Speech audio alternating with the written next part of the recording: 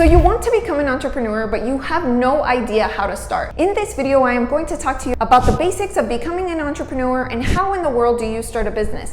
This topic is extremely important to me because I have kids, and if there is one thing I really want them to know is that when they grow up, they can be anything they want to be, and they can profit from their skills, from their talents, and they can profit from any business endeavor that they focus on. Hey everybody, my name is Marcella, and I am an online business lawyer helping you with your trademark and business needs online and offline. So what steps do you actually have to take if you want to be a business owner? This is a two-part answer. Part one, the legal framework. You can have all the legal steps in place to have started a business. You should have an LLC, then you can secure your EIN, and then of course, you can get software like QuickBooks or whatnot to help you keep track of the money that's coming in. And don't forget your business bank account, but in order to have a business bank account, you should have your EIN set up too. So those are the legal formal steps that you can take, but then what about everything else? Part two, sell, sell, sell. Now I'm just speaking from personal experience. One quote that really stands out to me is one from Mark Cuban, which says,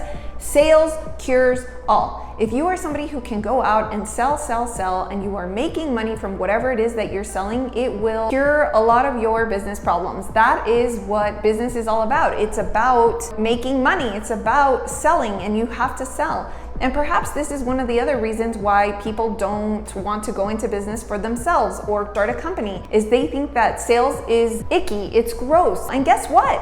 It doesn't feel natural to a lot of us who have started a business, but you know what? You go out and you learn it. Because entrepreneurship is fun and it is exciting, and the upsides definitely outweigh the downsides. And so sales is just one aspect of it, but if you can go out and you can make money, this can create a lot of freedom for you in your life. And more importantly, it can make you happier. So what I'm trying to say is that if you have to boil this down to the very nitty gritty, then yes, you have the legal nitty gritty, which is going to be the LLC, the EIN, the bank account. But then in terms of practicality and what you actually have to do to make a living from your business is you go out and you sell. In my opinion, that is just like the basics. That is what you have to go out and do if you want to start a business. Now, which one should come first? Should you go out and sell, or should you go out and create the LLC, the EIN, and have the bank account? Number two, should you go out and sell, or should you take the legal steps to establish your business first? Well, in my opinion, I think that definitely depends on your mindset. Are you somebody that is going to make this work no matter what? If so, then yes, go out and create the LLC, secure the EIN and the bank account, and then you can go out and sell. But if you're kind of unsure and you sort of are treading lightly here because you don't know if your business idea is viable, then go out there and test the waters first. Don't worry about the LLC yet. Don't worry about the EIN. Don't get bogged down by the legal details. Just go out there and sell and see if you can make money. So how are you going to do that? How are you going to sell? Well, you have free platforms like social media. It doesn't take a brainiac to realize that everybody is on their cell phones these days. So create a social media account and promote. Sell. Talk about your product, talk about your service, talk about complementary ideas that will get people wanting to find out what product or service you have. Get your creative juices flowing. And this is where you might feel a little bit stalled. Like, what am I going to talk about? How many different ways can I talk about trademark law? Well, if you see the playlist on my channel, you will see the many ways that I've talked about it. Do I stumble sometimes? Sure. Do I have to get myself unstuck to find an idea? Yes, but you have to put yourself in the shoes of your consumer.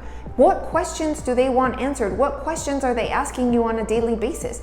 Why would a consumer love your product? Why did you invent your product? Tell your story. Why did you even create this to begin with? People will connect to you based on your story, and that is something that is often overlooked, especially if you tend to be technical, like lawyers. Perhaps sometimes we don't think about emotions, and so it's hard for us to create a story and expect that our story is going to resonate with someone because we're thinking about the technicalities for why somebody wants to hire a lawyer. But you know, if you're somebody that's selling a product or a service, figure out how to communicate your story in a way that resonates with people, because Your problem could be their problem. Your wins could be their wins. Relatability is so important, and it allows you to create a connection with people who are watching you, who like your product, who like your service. But you have to have that belief that it's going to work, that it will work, and that even if it doesn't, you will find a way for it to work. So failure is not an option. Failure is only a learning tool and a stepping stone. So if all of this sounds really appealing to you and you still want to pursue entrepreneurship, and you know that in your gut it feels right because you want the freedom, or you want to make money on your own terms, you want to work from anywhere, and you know it's going to make you happy